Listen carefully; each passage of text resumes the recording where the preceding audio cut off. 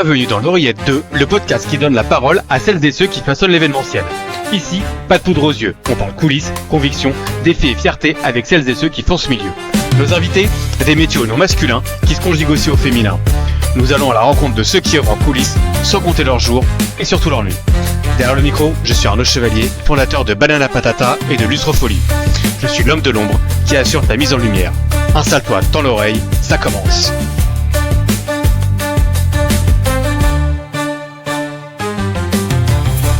Eh bien, bonjour à toutes et à tous, bienvenue sur ce deuxième épisode du podcast dans l'oreillette 2, pardon. Et aujourd'hui, eh bien, dans ce podcast qui donne la parole à celles et ceux qui façonnent l'événementiel, dans les coulisses, nous allons retrouver aujourd'hui Michael Burdet, que je vais faire apparaître tout de suite sur le stream. Hop, salut Michael, comment ça va? Salut Arnaud, tu vas bien? Ça va, j'ai le plaisir de te recevoir aujourd'hui parce qu'on va parler de tes 3 casquettes. Et oui, tu es un peu partout.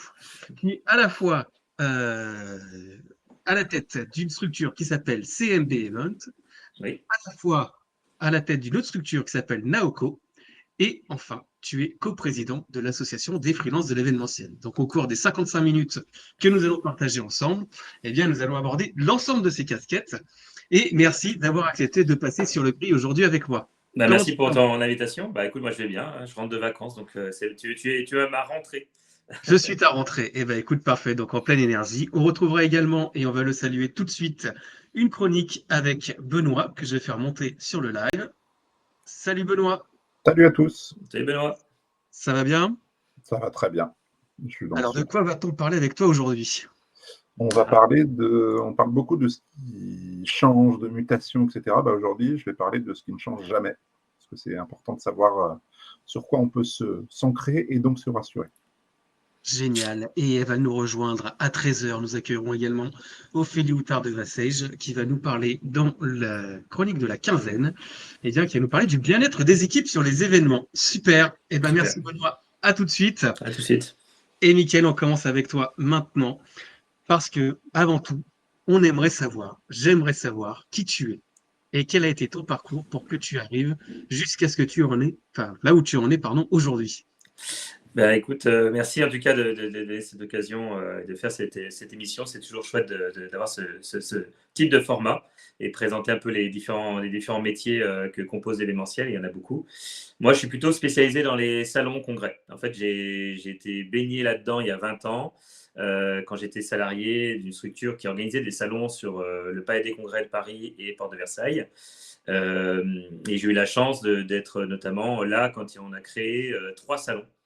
Donc, c'était des salons dédiés aux micro-entreprises, qui étaient des salons historiques sur lesquels j'ai bossé en premier, qui m'a donné un peu le virus du salon, dédié à comment créer son propre emploi. Donc, l'entrepreneuriat, qui m'a beaucoup servi quand je me suis mis moi-même à mon compte en freelance. Salon des services à la personne, salon de la cyber économie. C'est des salons que j'ai eu la chance de suivre et de pouvoir travailler dessus pendant plus de 12 ans.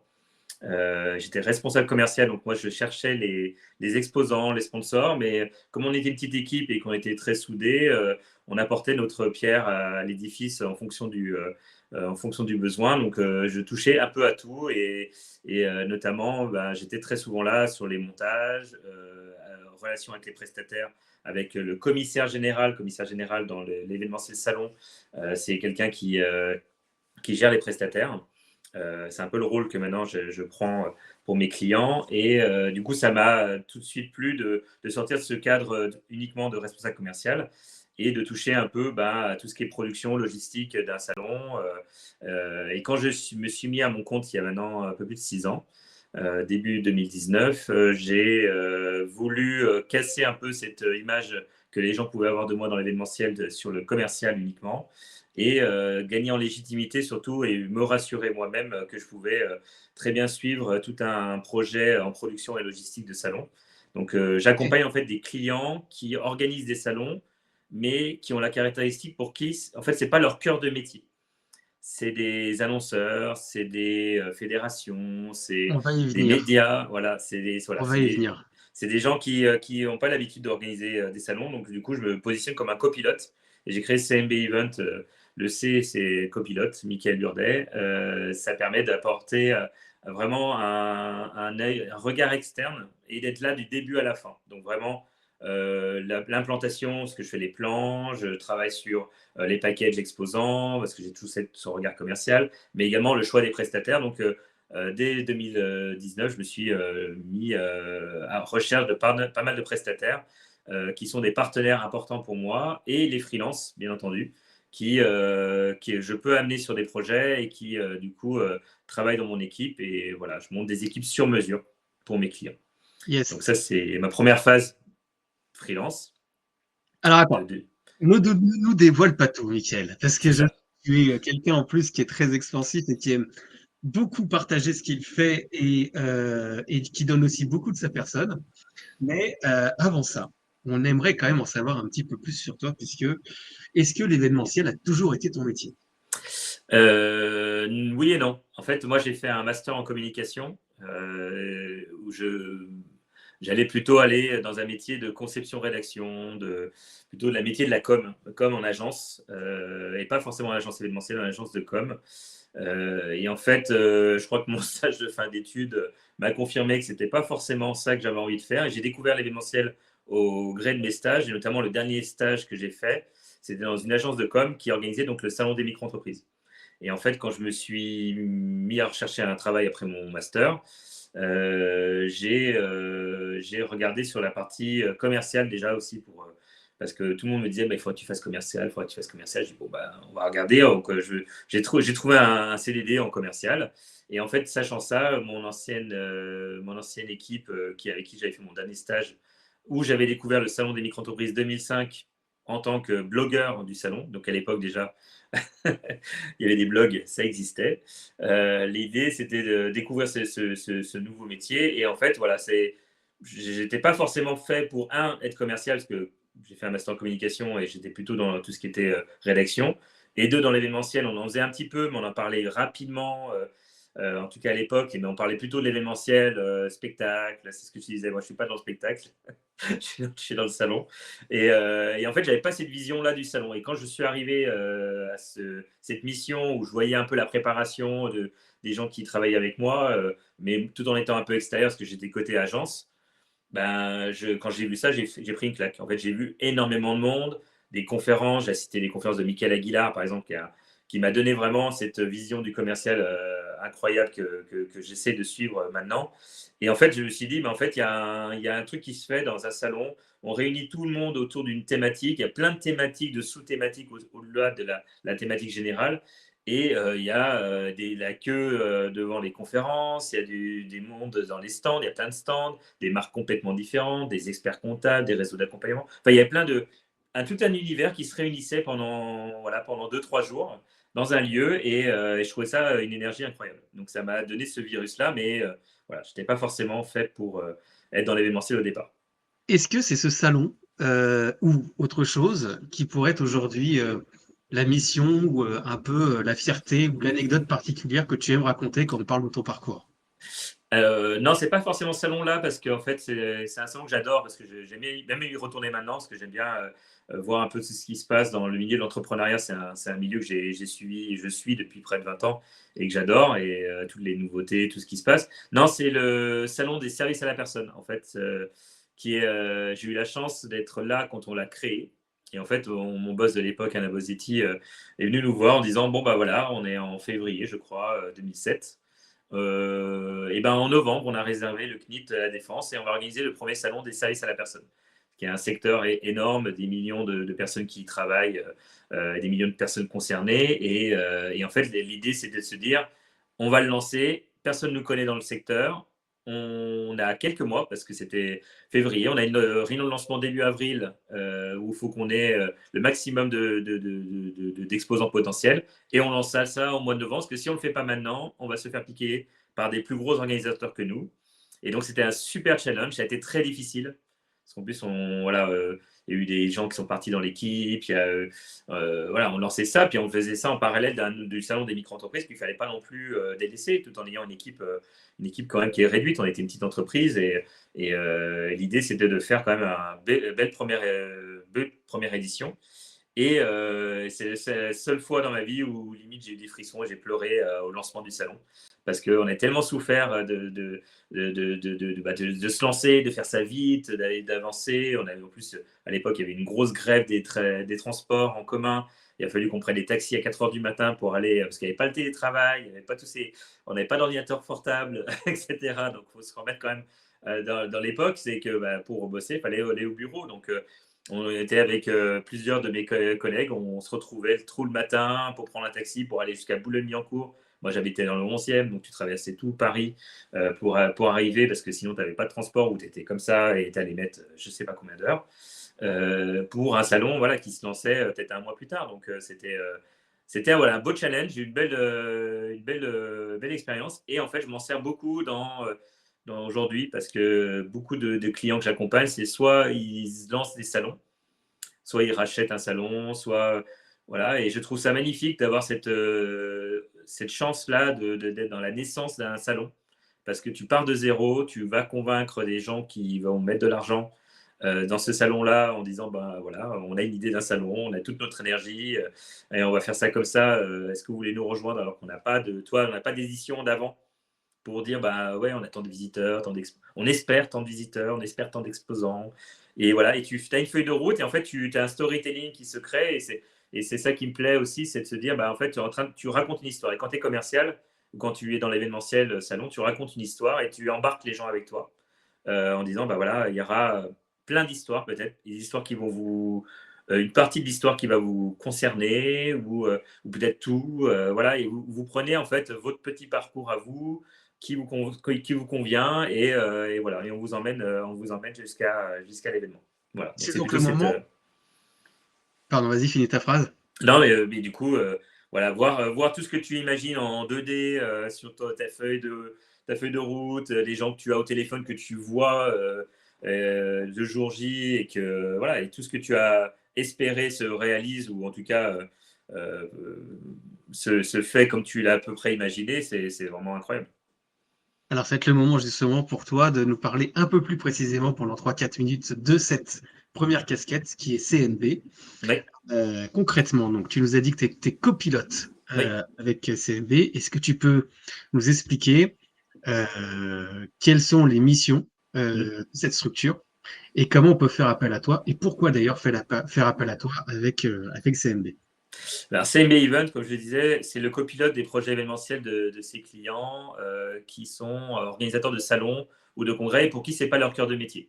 Ils ont besoin donc d'un copilote qui les aide en fait à y voir plus clair sur le choix des bons partenaires prestataires, à y voir plus clair sur peut-être la stratégie commerciale, sur l'agencement du salon, et faire en sorte de pouvoir se concentrer sur le contenu, le faire venir.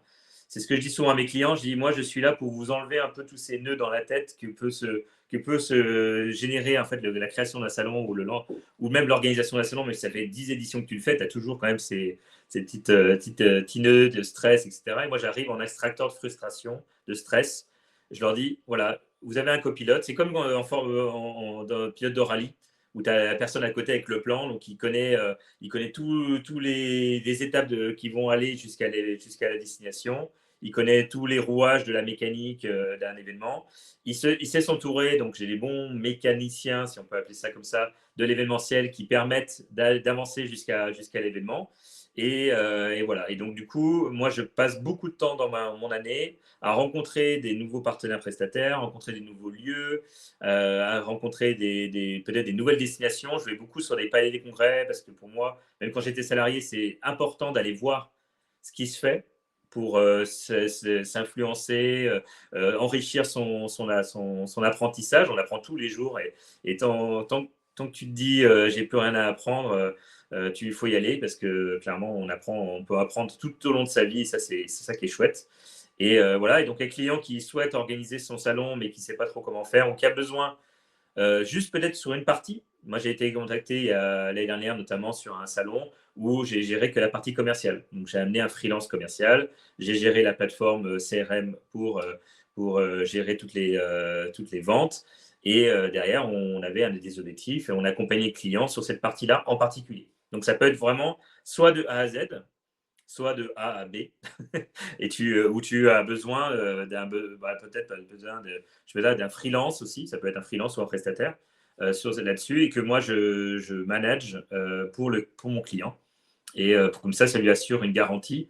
Et encore une fois, ça lui enlève ce nœud dans la tête. Il n'a pas besoin d'aller chercher. Moi, je ne suis pas un annuaire, donc je ne suis pas là à te dire toi, client, je te donne 30 possibilités et je te donne tous les devis. Ce n'est pas ça. C'est de se dire, en fait, soit je suis certain, c'est ce prestataire-là ou ce freelance-là qu'il faut, soit si je vois le client a besoin quand même de. Ou alors, légalement, il a besoin d'avoir deux, trois devis parce que dans un appel d'offres public ou autre, il a besoin d'avoir ça.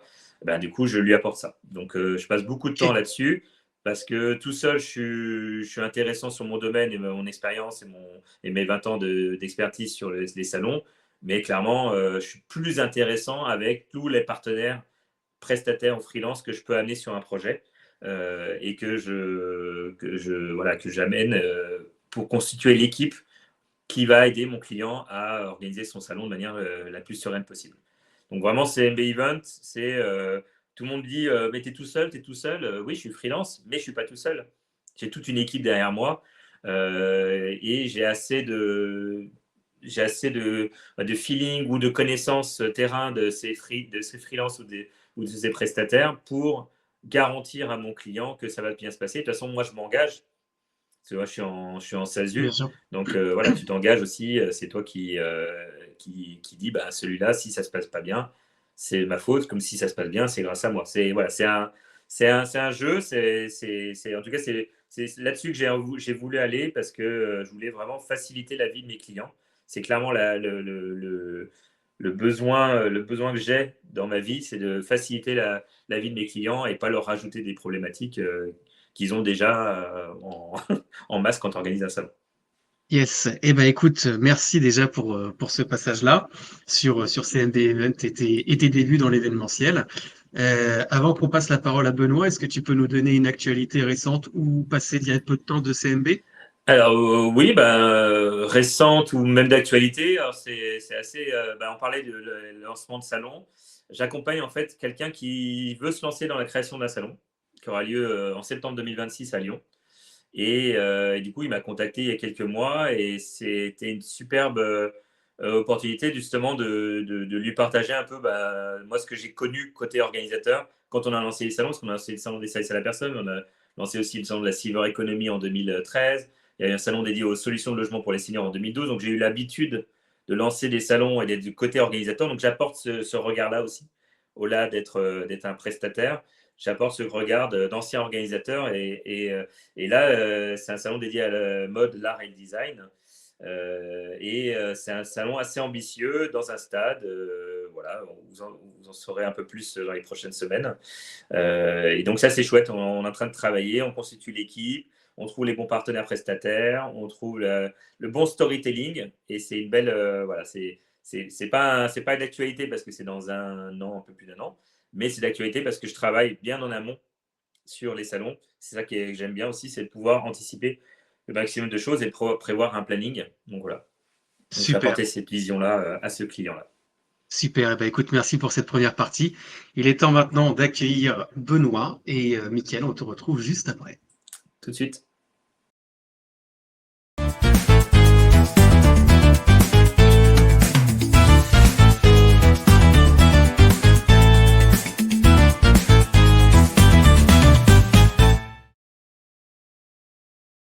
Donc, c'est l'heure d'accueillir Benoît qui va aujourd'hui nous parler de choses qui ne changent pas. Alors qu'il y a 15 jours, nous évoquions justement comment évoluer et comment devenir des artisans augmentés. Eh bien, aujourd'hui, Benoît, tu vas aborder un autre sujet. La parole est à toi. Peux-tu m'en dire un petit peu plus? Exact. Bonjour Arnaud, merci beaucoup. Bonjour à toutes et tous.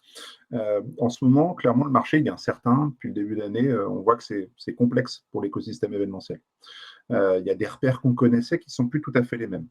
Et en fait, on parle beaucoup de ce qui change, nouvelles techno, les formats hybrides, les budgets qui fondent un peu comme neige au soleil, mais on oublie presque toujours de savoir qu'est-ce qui ne bouge pas, qu'est-ce qui est immuable. Et en fait, c'est le message. Je relisais ce livre-là, je ne sais pas si vous allez bien le voir, de Morgan Housel, toujours pareil. c'est un peu mon compagnon de chevet là, depuis quelques semaines. Best-seller Harvard, vraiment super. Et en fait, en le relisant vendredi dernier, je me suis dit, il y a quand même des constantes psychologiques qui ne bougent pas. Et c'est ce qui peut nous permettre de créer et de concevoir des événements justement dans ces moments incertains. L'idée, c'est de vous partager aujourd'hui 3 lois un peu intemporelles, 3 filtres à appliquer et à la fois à la création et à l'organisation de vos événements. L'idée, c'est de rendre les productions plus fortes, plus résilientes à ça. Le premier, la première loi que partage Morgan Housel, c'est le besoin irrépressible de se rassembler. Je vous donne 2 exemples. 1969, Woodstock. On a les organisateurs qui pensent accueillir 50 000 personnes. Problème, ils en voient arriver 400 000. 55 ans plus tard, 2024, Tomorrowland, qui met en vente 200 000 tickets et qui ont été vendus en 10 minutes. Top chrono. C'est impressionnant. 10 minutes. Il y a 55 ans qui séparent ces 2 scènes, mais le frisson collectif, il est identique. D'accord ? C'est vraiment ce besoin de se rassembler. Et donc, comme les Créouzel, un peu, l'histoire, elle peut basculer d'un grain de sable, en fait. Un changement météo, une variable, une campagne imprévue. Bref, il y a ce côté un peu tribal, un peu trip qui va nous venir, qui est un peu programmé quelque part, depuis un peu les premières peintures rupestres. Et donc, en pratique, ça signifie qu'un événement, il ne commence pas quand l'orateur va ouvrir la bouche, mais quand la foule va prendre conscience d'elle-même. Et c'est ce sur quoi, en fait, on doit réussir à travailler. Si on veut créer cette étincelle, il faut miser sur ces rituels de rassemblement. Ça peut être spectaculaire, ça peut être un compte à rebours projeté avec des lasers sur les écrans, avec de l'écran LED, ça c'est un truc qui marche assez bien en ce moment, mais ça peut être aussi un slam d'ouverture, comme j'ai pu le faire, chanté par les collaborateurs et collaboratrices, comme j'ai pu le faire sur les 50 ans de Picard surgelé. Ça peut être minimaliste aussi, ça peut être une minute de silence qui est partagée, ça peut être une respiration guidée pour aligner les 500 cœurs des participants en rythme. Bref, peu importe la forme en fait, l'objectif c'est le même, c'est rappeler aux participants qu'ils vivent quelque chose de rare ensemble, ici et maintenant, faire en sorte que l'événement soit unique et temporel. En fait, on leur offre un moment d'identité collective. Et donc, commencer par une ouverture vraiment impliquante fera que votre événement ne va jamais, va garder les bons mécanismes.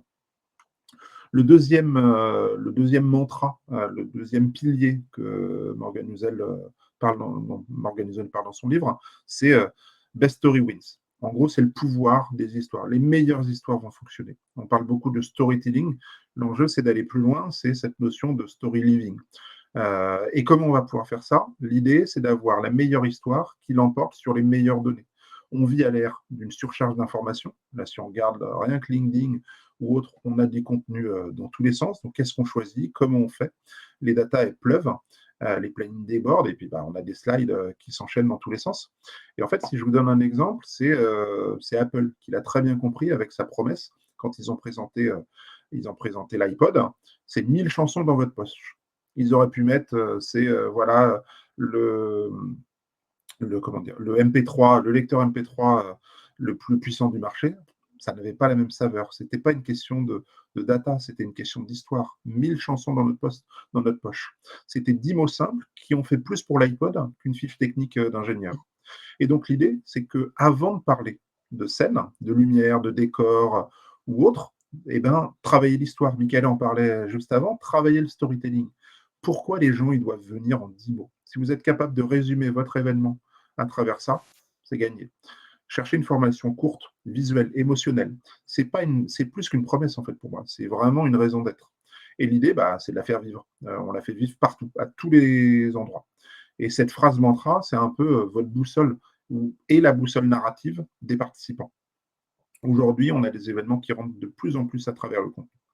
Et puis enfin, le troisième pilier, la troisième loi que je souhaitais vous partager aujourd'hui, c'est les incentives en fait. C'est un peu la carotte qui guide le troupeau. Montre-moi l'incitation et je pourrais te prédire ton comportement. Montre-moi, fais en sorte d'avoir des bonnes propositions, des bonnes incentives qui me permettent de gagner et de travailler, plus je vais pouvoir traduire les bons comportements. Concrètement, quand une récompense elle est mal calibrée, bah, le public il va adopter des réflexes contre-productifs. Alors que quand elle est juste, bah, ça libère de l'engagement. L'idée, mon astuce, c'est pour implanter cette mécanique-là, il faut la tester pour moi au tamis de la simplicité. Quel comportement précis suis-je en train de récompenser?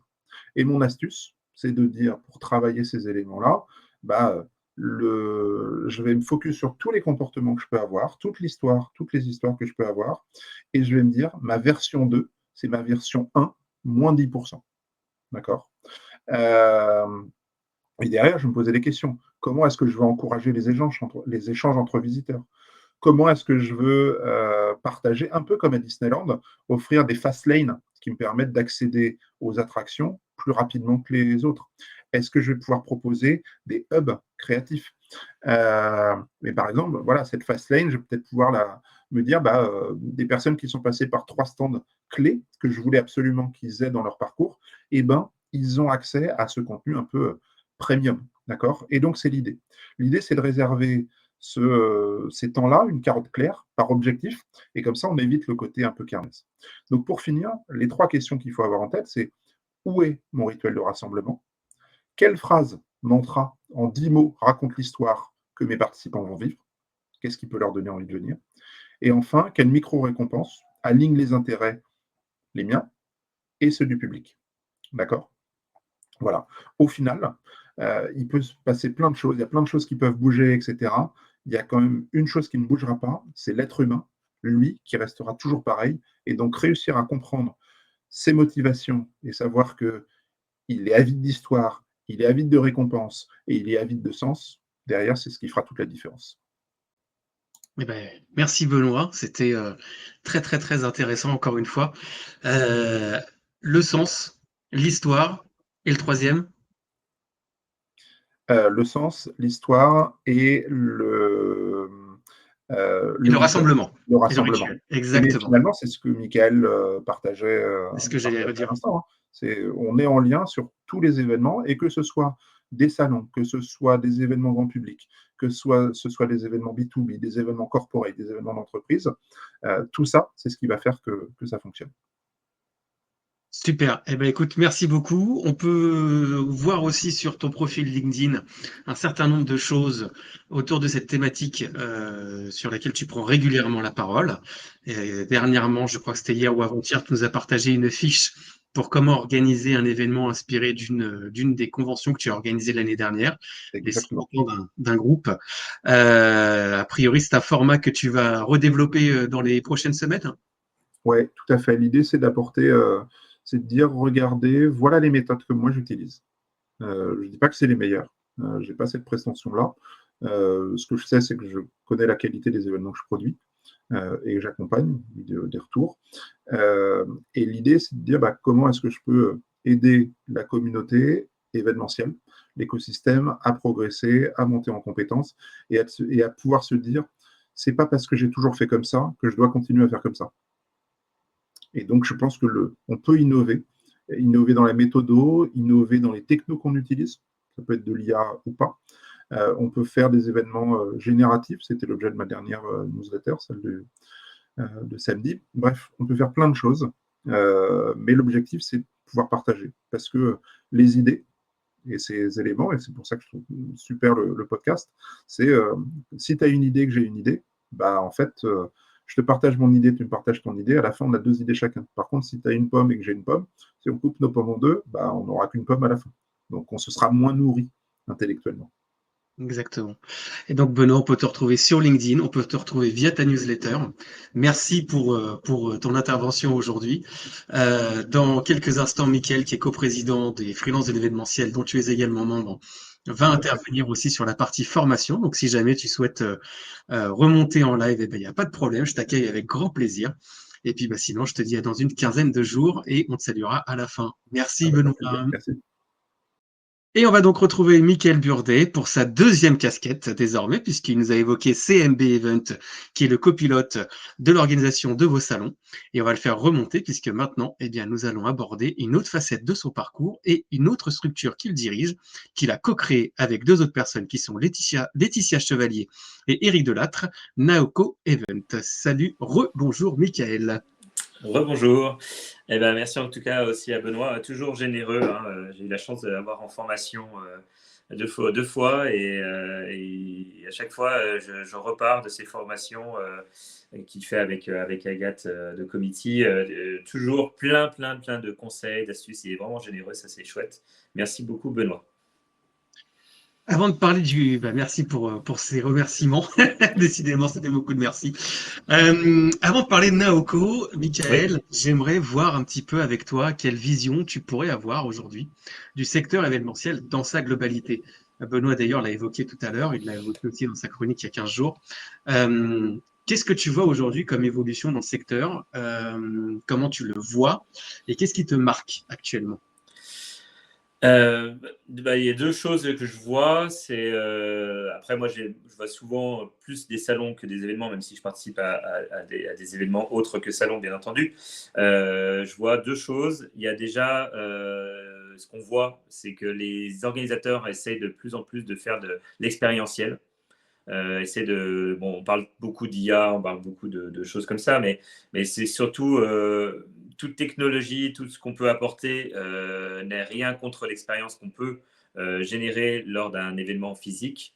Et aujourd'hui, c'est de se dire, en fait, un visiteur, il a plein de choses dans sa tête au moment où il va être dans l'événement. Peut-être qu'il a des questions, peut-être qu'il n'a pas de questions, peut-être qu'il a besoin de rencontrer des gens, peut-être qu'il a besoin de repartir avec des réponses sur plein de choses. Et l'expérience qu'on va vivre dans un événement est de plus en plus importante. Il y a 5 ans, il y a eu une grande crise Covid que l'événementiel a traversé aussi.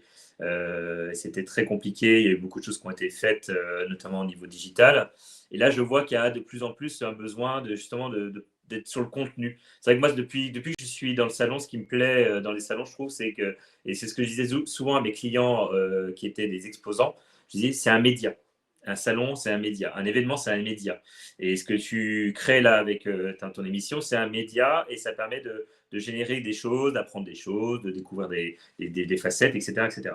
Et c'est vrai que quand tu crées un événement, faut que tu penses à ça. Il faut que tu dises, ton événement, le visiteur doit repartir avec des choses qu'il va avoir encore une fois, dans sa besace et l'expérience sera encore plus marquante. À l'époque, quand moi je faisais la com, on disait, tu vois, mettre une publicité au cinéma, ça a plus d'impact que de le voir à la télé, par exemple, ou l'écouter à la radio. Parce qu'il y avait un côté, tu es dans une expérience différente, et donc du coup, tu es plus attentif et tu retiendras plus les choses. Donc c'est de se dire, en fait, voilà, un salon, un événement, si le visiteur, tu ne te poses pas la question de qu'est-ce qu'il va en retirer de ton événement et tu es trop auto-centré par rapport à toi en disant ouais, ça va être cool de mettre ça, ça va être cool de mettre ci, etc. Mais que derrière, tu oublies ton visiteur ou la personne qui va être présente sur scène ou dans le public, et tu as loupé quelque chose. Et je pense que voilà, la grosse tendance, je le vois, il y a beaucoup plus de choses inventives, il y a beaucoup plus de choses où on privilégie ça. Donc ça, c'est une première tendance qu'on voit quand on fait un événement. Et l'autre tendance, et ça me touche d'autant plus, et c'est ce qui nous réunit aussi aujourd'hui, Arnaud, c'est les freelances. Il y a de plus en plus de freelances qui travaillent. En fait, il y a beaucoup d'agences et beaucoup d'organisateurs qui ont maintenant une vision un peu différente, un peu plus pro des freelances, et ça, c'est chouette. Et si nous, à notre échelle, avec les freelances d'événementiel, on arrive à amener cette image-là auprès des gens qui peuvent embaucher des freelances, et c'est super. Parce que derrière, clairement, les freelances, c'est des experts, c'est des gens qui peuvent apporter son regard extérieur, qui peuvent amener leurs expériences différentes. Parce que quand on est organisateur d'événements, par exemple, quand j'étais organisateur, j'ai des spécialistes sur certaines choses, certains sujets.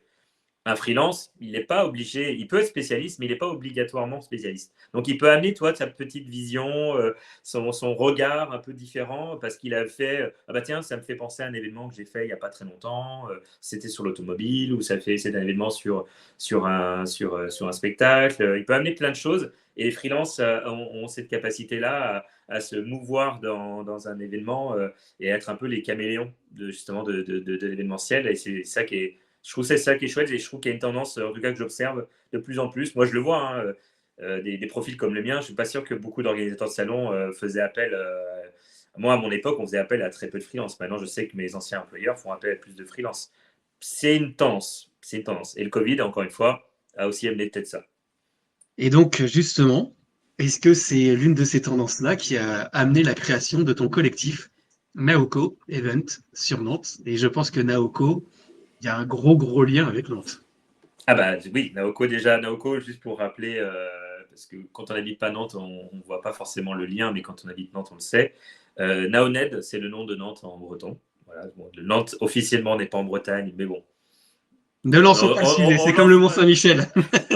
C'est ça. C'est en Bretagne, le Mont-Saint-Michel, non? Ou Normandie. Voilà, Normandie, je sais. Mais voilà, donc Naoko, c'est Nao pour Naoned et Co pour collectif, collaboratif, le copilote aussi, potentiellement aussi.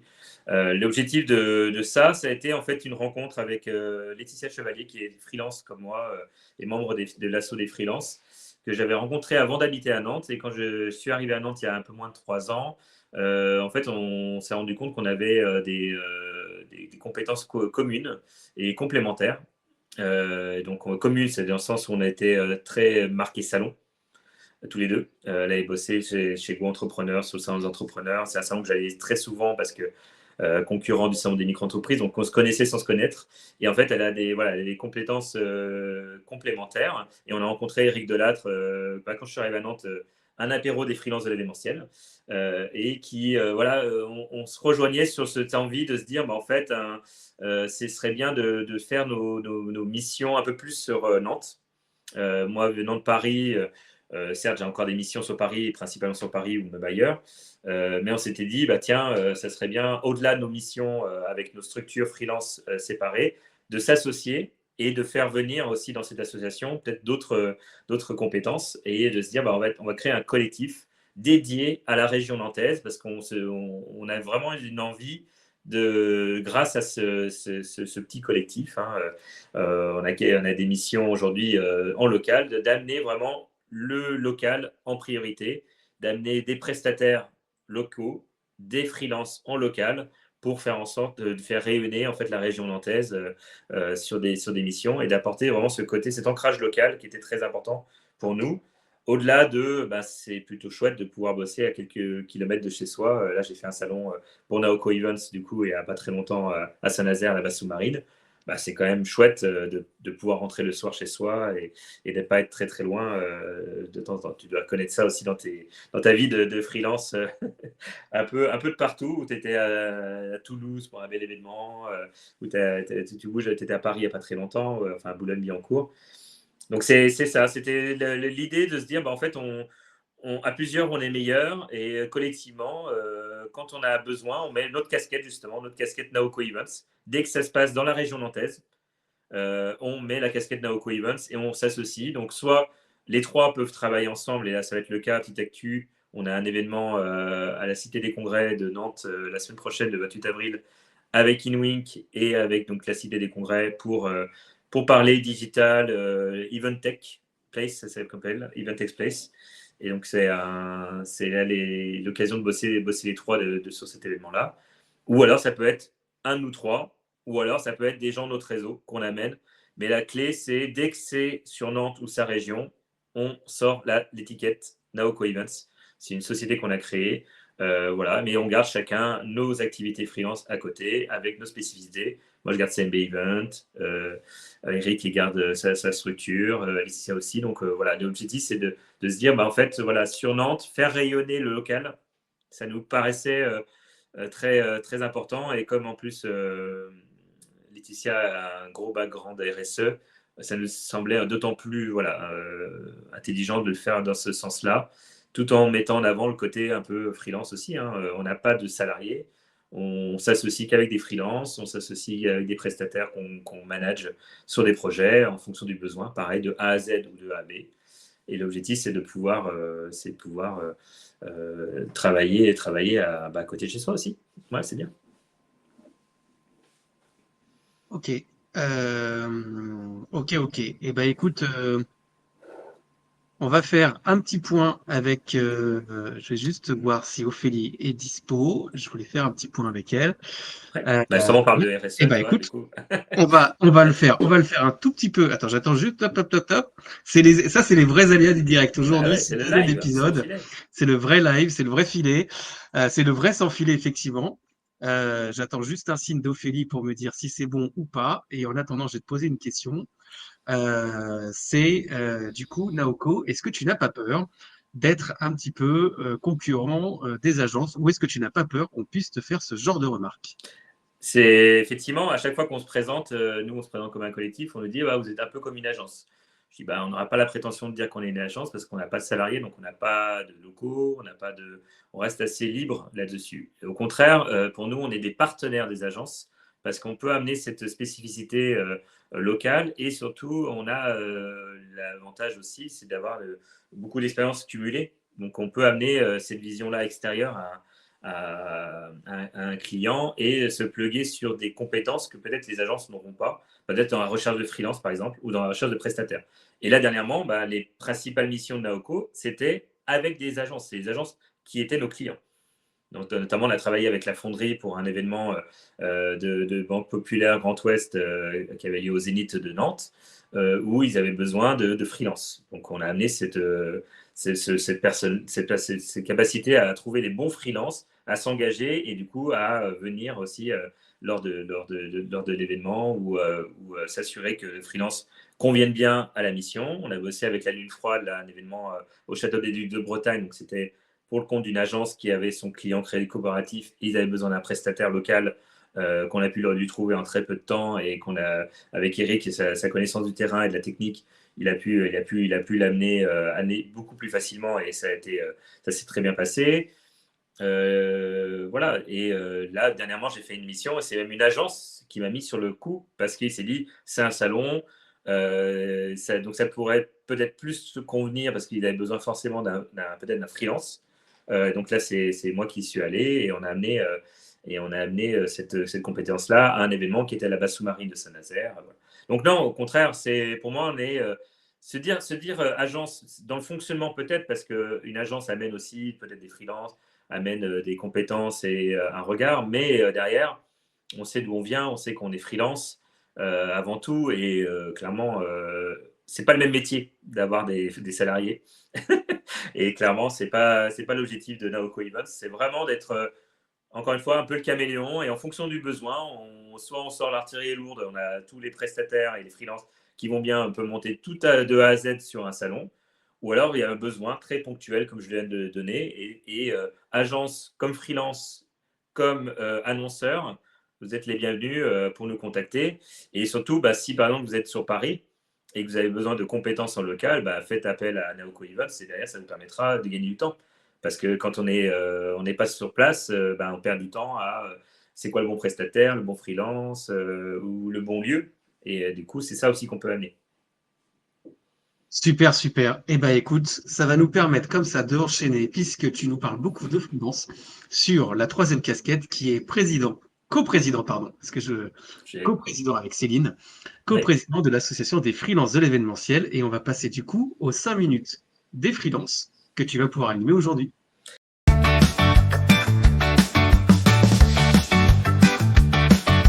Depuis maintenant un peu plus de 2 mois en tant que coprésident de l'asso aux côtés de Céline Coulange.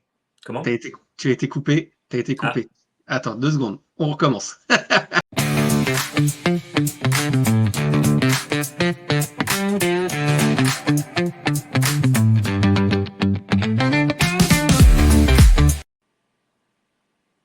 Et voilà, ce coup-ci c'est bon. Parfait. Je te dis, aujourd'hui, c'est le live sans filet. On enchaîne les bugs techniques, c'est pas grave. Pas de souci. C'est aussi ça l'événementiel, c'est faire passer les choses de manière tranquille et sans stress. Donc, c'est le moment de parler des freelances de l'événementiel. C'est une activité qui est spécifique à cette émission. Et donc, c'est ce que je disais juste avant. Tu es coprésident de cette association. Est-ce que tu peux nous en dire un petit peu plus sur l'association, sur ton rôle, sur les personnes avec qui tu gères l'association et puis évidemment quelques actualités ou actions de l'association que tu souhaiterais nous partager? Exactement. Les freelances de l'événementiel, donc c'est là plutôt. C'est une asso qui a été créée pendant le Covid au mois de mars de 2020 et qui a l'initiative de 5 freelances qui a amené à faire grossir du coup cette association. Aujourd'hui, nous sommes 700 membres sur toute la France. On a une dizaine d'antennes locales qui permettent, au-delà du besoin, on va dire national, d'avoir aussi un ancrage local très fort. Tous les deux, par exemple, avec Arnaud, on fait partie de la communauté nantaise. Bon, tu étais à Angers, donc on t'a accepté, bien sûr, avec grand plaisir dans notre communauté nantaise. Mais blague à part, c'était de se dire, en fait, l'assaut des freelances, au moment où on a lancé ça il y a 1 an, du coup, avait besoin peut-être de justement ce renouveau et de se dire, bah, tiens, les régions, plutôt que tout se passe à Paris, comme c'est le cas souvent dans l'événementiel, bah, il y a beaucoup de freelances qui, en plus, depuis le Covid, ont déménagé, bah, comme moi, il y a maintenant 3 ans. Et quand je suis arrivé à Nantes, bah, à la base, c'était pas pour dire, tiens, je vais créer une antenne locale nantaise. C'était plutôt se dire, bah, en fait, on peut se réunir entre freelance, partager des expériences, des expertises, rencontrer des personnes, parler un petit peu de ce qui se passe comme actu événementiel dans le coin, parler de plein de choses en local et se sentir un peu moins seul aussi, parce que quand on est freelance, on est tout seul, même si, encore une fois, on travaille souvent avec plein d'autres personnes. C'est quand même le quotidien quand tu dois mettre tes autres casquettes d'expert comptable, de communicant, etc. Donc voilà, donc c'est une asso, c'est une grande famille, 700 membres. L'objectif, c'est de pouvoir accompagner le freelance dans sa vie de freelance. Donc, c'est vraiment comme le RH, comme le dit souvent Céline, qui est la coprésidente avec moi. C'est sa grande phrase, et elle a bien raison, c'est le RH des freelances. Donc, il a besoin de réseau, networking, d'être présent sur des salons. On était à Event Cannes il n'y a pas très longtemps, on sera à SO événement Nantes dans pas très longtemps. C'est du coup du networking par les apéros, les afterwork, les visites de lieux, plein de choses. C'est des mutuelles et des assurances négociées spécifiquement pour les freelances. C'est des rencontres avec les experts comptables. Par exemple, on a négocié un tarif spécial pour les freelances pour mieux gérer sa boîte, etc., etc. Et c'est les formations, du coup, et notamment qui a été créée il y a 1 an maintenant, c'est la FDLE Academy. Donc, l'objectif, c'est de faire de la formation entre pairs et de proposer des sessions gratuites ou payantes à un prix très négocié pour pouvoir permettre aux freelances encore une fois, de s'armer un petit peu plus dans sa vie de freelance.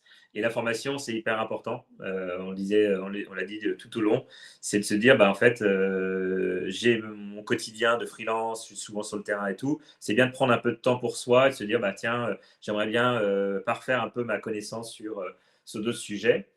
Il y a eu une saison 1 l'année dernière qui a été pendant 3-4 mois. Il y a eu 16 sessions proposées, 125 participants et 10 formateurs freelance et des partenaires qui étaient investis là-dedans. Il y a une saison 2 qui va jusqu'à juin, où il y a 14 sessions et on a dépassé les 100 participants pour l'instant, et il y a des inscriptions encore en cours. Il y en a plusieurs. 15 formateurs freelance d'événementiel, des partenaires. Voilà, par exemple, jeudi, on a un webinaire avec l'expert comptable. Vendredi, un atelier pas facile d'être entrepreneur avec friandises. Voilà, je vous invite à aller sur Hello Asso. Il y a toutes les formations si vous êtes freelance, membre de l'asso. Vous êtes peut-être au courant de tout ça. Voilà, il y a plein de choses. Il y a la formation découvrir et utiliser les IA. Donc, ça va parler à Benoît. L'atelier 2 tonnes. Et toi, tu pèses combien en 2 tonnes? C'est pas automne, c'est 2 tonnes. Et c'est toute la partie justement RSE dont on va peut-être aussi parler, Ophélie. Perfectionnement logiciel Canva. Enfin, voilà, c'est la photo iPhone comme un pro. C'est l'anglais, c'est Excel, enfin, voilà, c'est toute cette formation-là. Et je trouve ça très chouette de pouvoir le proposer. On n'est pas un organisme de formation, donc clairement là-dessus, il n'y a pas d'ambiguïté là-dessus. C'est vraiment proposer des partages d'expériences, des partages de compétences, et beaucoup de freelance forment. Voilà, j'aurai la chance bientôt de faire quelque chose sur le commercial. Donc voilà, c'est proposer un peu sa compétence, sa vision ou son expérience aussi, qui pourra amener aux autres freelances. C'est le partage. C'est une famille, et dans une famille, on partage les choses. Super. Eh ben, écoute, merci beaucoup en tout cas pour ce passage-là. Et sur cette émission, effectivement, toi, tu es coprésident avec Céline Coulange, qui je lance l'invitation en direct, mais je lui ferai un jour un message parce qu'elle n'a pas encore reçu. Mais avec qui elle est cordialement invitée à monter sur le live ici. Cette émission, eh bien effectivement, 3 personnes, Benoît, Ophélie et moi-même, sommes membres de cette association. Et tu l'as dit justement tout à l'heure, les freelances, ils sont aussi sur le terrain. Et justement, Ophélie, que nous allons accueillir, est en plein en ce moment sur le terrain. Donc, Inside. Inside, exactement. Et c'est Vie ma vie de freelance. Ophélie qui a gentiment accepté de participer à cette émission sur les thématiques RSE, à qui je vais donner la parole dans quelques instants. Et actuellement dans sa voiture, en cours de repérage. Et donc, elle va nous aborder la question du bien-être des équipes sur le terrain.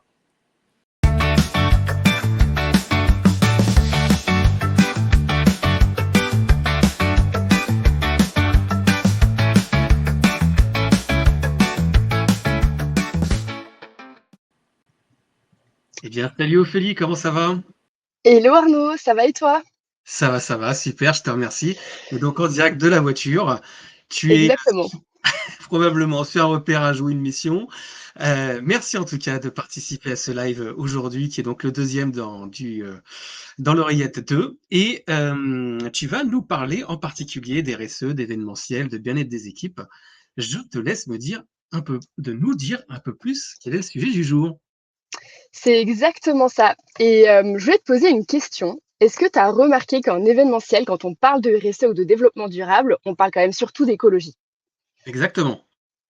Voilà, donc on va parler de recycler les déchets, de bannir le plastique, de mesurer l'impact carbone. Mais est-ce qu'on parle du bien-être des équipes, de la santé mentale? Pas vraiment, Non. voire pas du tout, hein. On est assez d'accord sur ça. Et clairement, c'est peut-être même un peu tabou. Et quand je dis ça, je mets peut-être un peu les pieds dans le plat. Mais franchement, qui en parle vraiment? Parce que concrètement, tu parles avec n'importe quelle personne qui bosse dans l'événementiel, elle aura plusieurs exemples à te raconter. Toi, tu en as peut-être même d'ailleurs. Complètement. On pourrait parler du régisseur qui est comme le tour leader, le premier arrivé, le dernier parti. On pourrait parler des longues heures que nous faisons sur les journées. Il y a plein d'exemples, mais je suis sûr que tu en as plein à me partager. Exactement. Bah justement, tu vois, la phrase que tu disais, le tour leader, c'est celui qui se lève en premier et qui se couche en dernier. C'est une phrase que Ophélie Donaudin m'a dite et qu'elle a commentée en fait sous l'un de mes posts. Et je trouve que ça représente très très bien tout ça. C'est comme avoir un catering à base de plateaux froids ou de sandwich triangle avec une table régie où t'as que du café froid et trois madeleines qui se battent en duel. Les projets où on va avoir des prestats qui vont être nourris avec quelques trucs pendant le montage ou alors qu'on oublie de nourrir. On va avoir des équipes qui vont bosser pendant 16 heures sans pause parce que le budget permet pas d'avoir une relève, des deadlines qui vont être intenables. En fait, au final, ça va vraiment être des personnes qu'on va brûler au nom d'une urgence et qui auraient pu être évitées si on avait juste mieux préparé ça. Et concrètement, tu vois, on se rend compte que c'est pas juste ponctuel, c'est vraiment structurel. On fait comme si c'était normal, comme si la passion devait vraiment suffire à tout compenser. On nous félicite d'avoir tenu, d'avoir tout donné, d'avoir géré, mais à quel prix? À quel prix est-ce qu'on produit ces événements? Parce que concrètement, on veut créer des événements qui changent le monde, tout en épuisant celles et ceux qui les rendent possibles. On met en avant des valeurs d'inclusion et de diversité, d'engagement, mais on oublie de les appliquer à nous-mêmes, tout ce qu'on va brandir en vitrine. On veut faire de l'impact, mais est-ce qu'on construit quelque chose ou est-ce qu'on use les gens? C'est une bonne remarque ce que tu dis là, parce que j'ai un collègue qui m'a dit un jour, en événementiel, travailler 1 an équivaut à utiliser 2 ans de vie. Donc, c'est vrai que c'est pas toujours facile quand même, mais il y a des contraintes quand même qui existent. Mais bien sûr, et je te rejoins complètement sur le 1 an équivaut à 2 ans de vie. Bien sûr qu'on a des contraintes, mais concrètement, c'est quelque chose qu'on peut changer et qu'on doit changer, tu vois? Et on peut repenser les rétro-plannings, on doit aussi oser dire non quand on a des timings qui sont proposés qui sont absurdes, prévoir des pauses repas, faire les rotations d'équipe, les temps de récupération. C'est vraiment, en fait, exiger qu'on mette en place des conditions de travail qui vont être décentes, même sur les formats les plus courts. Parce qu'aujourd'hui, on glorifie vraiment la débrouille, mais ce qui est important, c'est aussi la qualité, la préparation, la collaboration et la bienveillance. En fait, il faut qu'on puisse former, outiller, accompagner et pas juste faire avec ce qu'on a. Et le truc, c'est que c'est pas que un sujet de RH, c'est un sujet de fond, de valeur, de cohérence, de transition vraiment durable. Alors, par rapport à tout ça, est-ce que tu as des exemples inspirants à nous partager? Mais oui, carrément, bien sûr. J'ai travaillé avec une agence, par exemple, qui faisait venir des masseuses pour l'équipe 2 jours avant le montage. Il y a un directeur de production, Romain Biret, avec lequel j'ai bossé, qui le dit très bien, hein: «Une armée qui se bat bien, c'est une armée qui mange bien». Et puis, par exemple, sur la cérémonie d'ouverture des JO, on ne pouvait que respecter le droit du travail. Donc, évidemment, c'est censé être la norme, mais on sait tous que les horaires dépassent souvent les contrats. Et bah là, les horaires étaient inscrits sur les plannings pour tout ce qui était les intermittents, les fixes, etc. Et ils ont été scrupuleusement respectés. C'est un encadrement qui a fait concrètement toute la différence. Et puis, finalement, c'est pas seulement une bonne intention, c'est déjà en route. Mais ça demande aussi de sortir de l'automatisme, de questionner ce fameux «on a toujours fait comme ça». Parce que en vrai, c'est surtout une question de choix. Et plus on sera nombreux et nombreuses à en parler, plus cette norme pourra évoluer. Eh ben, merci Ophélie pour cette chronique pleine de sens, pleine de prise de position aussi. J'adore, c'est super. Merci à toi de partager ça. Effectivement, c'est un point qu'on néglige, qu'on oublie. Benoît, tout à l'heure, justement, a évoqué, il y a des choses qui sont immuables, des choses qui ne changent pas, il y a des choses qui peuvent changer. On l'avait évoqué il y a 15 jours. Eh bien, ça fait peut-être partie aussi de notre évolution future. Ophélie, c'était un vrai plaisir de te recevoir aujourd'hui. Je te dis pour le prochain épisode, on se donne rendez-vous. Avec grand plaisir, je te dis à bientôt et puis au À prochain bientôt. épisode. Yes. Merci Ophélie, à bientôt. Et donc, on va finir cette émission, ce live, en retrouvant Mickaël pour les 5 dernières minutes. Les 5 dernières minutes sur lesquelles on va lui poser les dernières questions le concernant. Mickaël, te voici de retour. Ça va? Qu'est-ce que tu as pensé de la chronique d'Ophélie à chaud Ah comme bah ça? super, super. De toute façon, Ophélie est pleine d'énergie. C'est chouette de l'avoir aussi dans l'assaut. Et elle peut apporter beaucoup par son expérience et cette énergie-là. Et c'est chouette de pouvoir à chaque fois l'entendre. Et ça mériterait une chronique plus longue. Mais dans ce cas-là, je ferai des lives beaucoup plus longs Exactement. et on passerait la journée ensemble. Alors, Trop bien. on va finir avec la conclusion de ce live, avec quelques questions te concernant.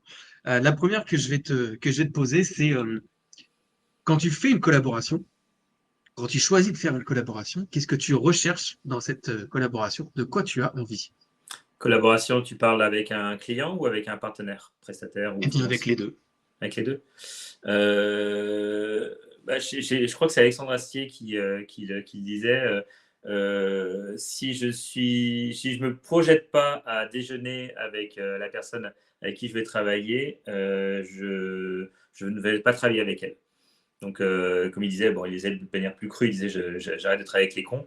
Mais l'idée, c'est pas forcément de travailler avec les cons, c'est c'est de se protéger aussi. C'est de se dire, en fait, en gros, si on sent qu'il y a peut-être un problème d'éthique, un problème de respect aussi des prestataires. Moi, je suis très attentif à ce que mes partenaires prestataires ou freelance me fassent des retours en me disant ah oui, mais j'avais mal été traité ou il y a eu ça, ça, ça qui ne sont pas allés. Donc j'essaie de les protéger en choisissant quand même le client où je ne vais pas les emmener dans une galère. Que ce soit moi, ça c'est une chose, mais si demain dans mon fonctionnement j'amène un prestataire, un freelance, etc., et que ça va mal se passer, autant l'anticiper. Ça passe par une phase quand même où c'est pas comme un recrutement parce que ça serait quand même ce serait quand même présomptueux de dire ça parce que derrière, voilà, il faut quand même pouvoir travailler et on a besoin des annonceurs, des agences, etc.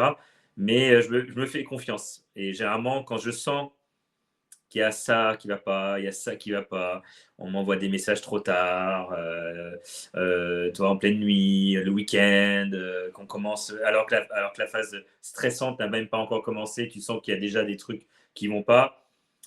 C'est rare, mais des fois, je stoppe la collaboration. Et voilà. Donc, c'est pour ça que j'essaie de faire confiance à mon instinct, la petite voix, tu sais, que tu dois forcément avoir toi aussi quand tu viens, même à titre personnel. Hein, des fois, tu rencontres des gens, tu sens que ça va peut-être pas le faire. Et c'est important. D'autant plus, encore une fois, dans le fonctionnement qu'on a avec Naoko Events ou avec moi que j'ai avec CMB Event, où j'emmène des gens dans ce projet. J'ai envie qu'ils s'éclatent aussi, j'ai envie que ça se passe bien, qu'il y ait du respect et de l'éthique. Et ça, c'est hyper important. Donc, et voilà. Parce que toi, quand je choisis un freelance ou un prestataire dans une mission, c'est pas tout le temps que j'ai eu l'occasion de bosser avec eux. Ça Ouais, serait c'est vrai. présomptueux de dire j'ai bossé avec tout le monde. Tu vois. Mais tu vois, j'essaie de prendre du temps, de rencontrer, de faire un café, quelque chose d'informel, parler un peu aussi du perso. Parce que j'ai eu, quand j'étais salarié, j'essayais de mobiliser les équipes à se voir en dehors du travail aussi. Parce que je trouve que c'est important d'avoir un côté personnel quand même dans la relation de travail. Parce que derrière, tu repenseras à ces moments un peu personnels quand tu travailleras. Pour moi, il n'y a pas de visage. Il n'y a pas le visage, hop, je change de visage quand je vais au Oui, travail. exactement. T'es le même. Et quand il y a du stress, quand ça commence à être peut-être un peu plus compliqué, tu repenseras à ces moments perso et tu seras peut-être plus indulgent sur certaines réactions. Tu auras peut-être plus de background. Du coup, tu connaîtras un peu plus pourquoi ça s'est passé comme ci, comme ça. Donc, c'est vrai que c'est important de passer du temps avec les partenaires prestataires. Avec les clients, si j'ai l'occasion de les voir en dehors, j'hésite pas à proposer. Et là, je le vois aussi, tu vois, dans les réactions. Si tu proposes, je sais pas, tu viens et que, par exemple, je sais pas, c'est à midi, il propose pas de déjeuner avec toi ou il propose pas des choses un peu plus humaines. C'est un déclencheur des fois. Tu te dis, Yes. tu sens que Je le côté comprends. humain, il est pas bon. Donc, le côté humain, il est hyper important.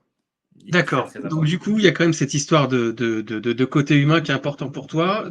Ça monte de plus en plus, hein, cette demande de manière générale, quels que soient les côtés, que ce soit prestataire, client ou autre, Ah oui. c'est de plus en plus important.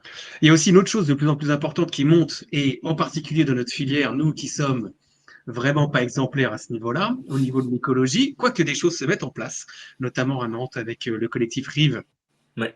qui, qui met pas mal de formation et de sensibilisation en place.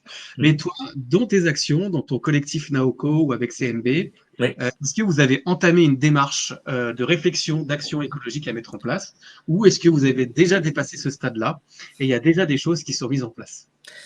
Alors, Naoko, c'est trop jeune pour l'instant pour le faire, mais en fait, que ce soit CMB Event ou Naoko Events, on a lancé, quand j'ai lancé CMB ou quand j'ai lancé Naoko avec Laetitia et Eric, on s'est tout de suite dit, ça va être important quand même dans le choix des partenaires prestataires de choisir ceux qui ont cette démarche-là, qui ont une démarche RSE. Et ça va avec l'humain, toi, parce que c'est bien ce que Ophélie rappelle quand même, parce qu'il y a un côté écologique. Mais dans les RSE, c'est pas que écologique, c'est aussi social. Et social, bah, c'est le respect des personnes. Donc, c'est important, nous, de rencontrer justement les partenaires prestataires quand on les choisit, notamment sur la partie logistique, tu vois, tout ce qui va amener du transport, etc. De voir un peu s'ils ont déjà, on pose la question, est-ce que vous avez une démarche RSE, est-ce que vous avez des documents, est-ce que vous êtes labellisé ISO 20121, etc., etc. Mais nous, à titre personnel, vu que moi, déjà, en tant que freelance, me labelliser ou autre chose, c'est peut-être pas forcément le cas, mais en tout cas, j'essaie de faire des formations, de suivre justement le rêve. On en est membre avec Naoko Events. Et voilà, si on peut amener dès le départ, et que ce ne soit pas le client qui impose ça, mais que ce soit nous aussi en disant, nous, dans notre démarche de recherche de partenaires prestataires, on cherche des prestataires qui sont dans ce respect-là, que la cinétique elle est recyclable, qu'il y a de la récupération, qu'on bosse avec des ressourceries, voilà, qu'il y a des choses qui sont mises en place. C'est hyper important pour nous de le faire. Et ce côté RSE est ancré en moi et ancré dans le collectif Naoko, en tout cas, ça c'est sûr. Et je sais que dans les freelances événementiels aussi, on a cette démarche-là qui est très, très, très forte. Et notamment, voilà, on fait des AG qu'on essaie de labelliser, qu'on essaie de faire avec le moins d'impact Exactement. possible. Voilà. Et je pense que ça passe par d'en parler, tout simplement. C'est comme tout. Hein, c'est comme quand tu as un repas de famille, tu parles, on a l'impression que c'est l'écologie, ça devient le sujet. Mais moi, c'est juste être humain, en fait. C'est juste respecter les autres, c'est le respect. Et si tu mets une base de respect dans ta relation avec ton client ou avec tes partenaires prestataires ou freelance, forcément, ça sera RSE. Tu vois ce que je veux dire? Exactement. Il y a un côté. Ouais. Et dans l'association, on peut aussi citer Julie Goualot, Oui, qui, comme Ophélie, très très à la pointe de ces sujets-là. c'est J'ai clair. encore deux dernières questions pour toi, Mickaël, avant qu'on conclue. Pour la première des deux questions que je vais te poser, il va falloir que tu me répondes en 2 voire 3 phrases maximum. Ok. T'es prêt? Quel va être pour toi ton futur dans cette activité et quel est le message que tu voudrais faire passer dans le futur à la filière? L'activité freelance ou l'activité événementielle générale? Ton activité à toi, freelance. Freelance. Quel message? Encore une fois, freelance, on est tout seul, mais en fait, rejoignez les freelances de l'événementiel parce que vous aurez une famille. C'est assez sûr. Vous ne serez jamais seul. Le Event Cannes qu'on a fait il n'y a pas longtemps, c'était clairement ça. Donc, c'est formez-vous, informez-vous. Ça, c'est hyper important dans l'événementiel, mais de manière même personnelle. Il n'est jamais trop tard. Voilà. Faut se former. Et la dernière question, elle est la suivante. C'est est-ce que tu as un rêve, une envie, une volonté, un projet que tu souhaiterais mettre en place? Et je te questionne du coup sur l'Oasis Font-Marie. Est-ce que tu as donc un rêve, un projet, quelque chose que tu aimerais voir se mettre en place pour transformer notre secteur? Un rêve, mais on est en train de vraiment le faire, c'est qu'en fait, il n'y a pas de camp. J'aimerais que tout le monde soit concerné et qu'il n'y ait pas d'un côté les freelances, d'un côté les prestats, d'un côté les agences. Et c'est ça que j'essaie de mener avec, par exemple, le bureau des congrès de Nantes. Et j'aimerais bien mener avec tous les bureaux des congrès. Parce que toutes ces structures-là, qui sont très encadrées, hein, bien entendu, on n'y a pas adhérent par hasard. S'ouvre de plus en plus, j'ai l'impression, aux freelance, parce que il manquait cette composante. Ils ont tous les traiteurs, tous les prestataires. Donc, c'est en fait créer une grande famille de l'événementiel. Et j'aimerais bien, en fait, peut-être créer un événement freelance, peut-être avec Naoko sur Nantes, à voir. Ça peut être un rêve pour un peu faire bouger l'écosystème, mettre en place des conférences et parler vraiment de toutes les actions locales qu'il peut y avoir pour peut-être inspirer d'autres villes. Et tu vois, ça peut être ça, c'est de se dire, tiens, les freelances peuvent organiser aussi eux-mêmes un événement, un salon. Et ça pourrait être chouette de le faire avec Naoko. Allez, une petite parenthèse sur l'Oasis Font-Marie, c'est la question bonus. Ah oui, alors l'Oasis Font-Marie, ça c'est vraiment très personnel parce que c'est en fait une asso qui a été créée par des amis et notamment ma meilleure amie Marie-Charlotte Bélier, Bouchez maintenant, qui a créé ça avec son mari, donc Grégory Bouchez, qui derrière a créé un tiers-lieu dédié à l'agroécologie. Et dedans, il y a de la formation, ils accompagnent des startups, ils accompagnent des gens qui sont vraiment liés à cette thématique-là. Et ils ont un superbe domaine à côté de Montpellier, à Castries. Et quand ils ont lancé ça, bien entendu, c'était obligé que je soutienne et que je sois avec eux. Donc je suis membre fondateur de Oasis Font-Marie, mais clairement pas assez impliqué à mon goût parce que j'aimerais bien être plus encore impliqué. Ils font un travail formidable. Ils ont fait un travail formidable sur le lieu, ils ont fait un travail formidable avec leur écosystème. Et ils travaillent très bien pour à leur petite échelle, faire changer un peu les habitudes aussi écologiques qui passent par la terre qui nous nourrit et qui permet d'avoir quelque chose d'un peu plus sain aussi dans sa consommation. Donc vraiment, l'Oasis Font-Marie, c'est une belle, mais c'est vraiment à part de toutes mes autres activités. Exactement. Voilà, mais c'est chouette. Comme c'est affiché sur LinkedIn, je me suis dit, il y a une quatrième casquette. Il y en a déjà deux derrière toi, une troisième avec la casquette du coprésident des freelances. On va conclure du coup l'entretien. Merci Mickaël de ta présence. Merci à toi. Je vais faire remonter Benoît également, qui est encore avec nous. Hop, Benoît, voilà, parmi nous. Est-ce que tu as envie de réagir, de partager un mot sur tout ce qui a été dit là au cours de l'émission? Moi, que ce soit avec les propos de Mickaël, quand il dit les freelances, c'est une famille, effectivement, c'est une famille et c'est important de la faire grandir et de la protéger. Et plus on sera nombreux, plus on sera. Effectivement, je suis d'accord avec toi, il n'y a pas d'opposition entre Presta et quelque part, il n'y a pas de concurrent. Voilà, parce qu'on apprend les uns des autres. Et l'enjeu aujourd'hui, surtout dans ces moments un peu charnières où ça bouge, on ne sait pas trop. Là, pour beaucoup de personnes dans la profession, c'est un début d'année qui est difficile. Ouais. À tout niveau, Presta, agence, lieu, free, etc. Et donc, on doit être encore plus c'est encore plus important de se serrer les coudes. C'est ça. Exactement. Effectivement, et dans toute famille, il y a forcément des personnes qui... aujourd'hui, toi, je suis coprésident de l'asso, mais tout le monde peut s'impliquer à son niveau, au niveau de l'asso, et ça qui est chouette, c'est qu'il n'y a pas de... Pour moi, c'est tout le monde peut mettre sa pierre à l'édifice, et c'est ça qui est important. Peut apporter la formation, peut apporter de son temps, peut intervenir à ce moment-là, proposer de nouveaux formats de podcasts. Et c'est ça qui est chouette, c'est qu'il y a que des envies, il n'y a pas de concurrence, et tout le monde peut apporter à chacun, et c'est ça qu'il faut retenir. Au-delà du networking, au-delà des after-work qu'on peut faire.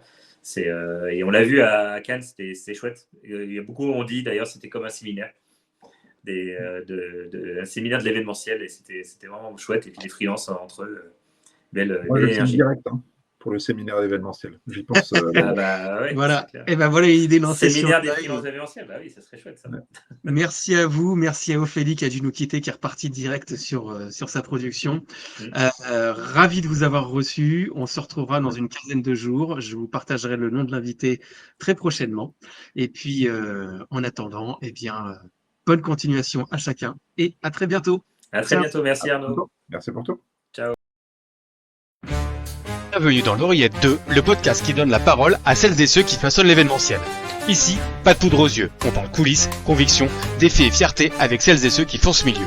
Nos invités, des métiers au nom masculin qui se conjuguent aussi au féminin. Nous allons à la rencontre de ceux qui œuvrent en coulisses, sans compter leurs jours et surtout leurs nuits. Derrière le micro, je suis Arnaud Chevalier, fondateur de Banana Patata et de Lustrofolie. Je suis l'homme de l'ombre qui assure ta mise en lumière. Installe-toi dans l'oreille, ça commence.